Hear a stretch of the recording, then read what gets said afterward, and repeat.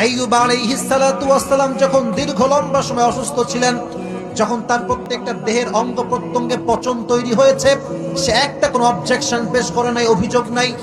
যখনই তার জিহ্বাটা নষ্ট হয়ে যাচ্ছে, পোকা মাকড় লেগে নষ্ট হয়ে যাবে, তখন সে আল্লাহকে বলছে, আল্লাহ সব শেষ, I don't have any kind of objection about that, কোনো অবজেকশন নাই আমার আল্লাহ, বাট যেই জবান দিয়ে তোমার জিকির করি এইটা নষ্ট হলে তো আমি আল্লাহ সহ্য করতে পারবো না। সুবহানাল্লাহ পড়লেন না?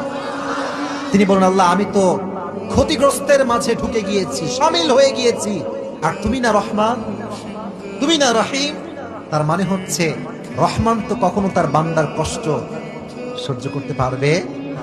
দোয়ার সিস্টেম দেখেছেন কি সুন্দর, দোয়ার ভাষা, দোয়া করবেন দোয়ার মতো, যেমনটা আইয়ুব আলাইহিস সালাতু ওয়াস সালাম করেছেন, আল্লাহ তুমি না রহমান আর আমি না কষ্টে আছি।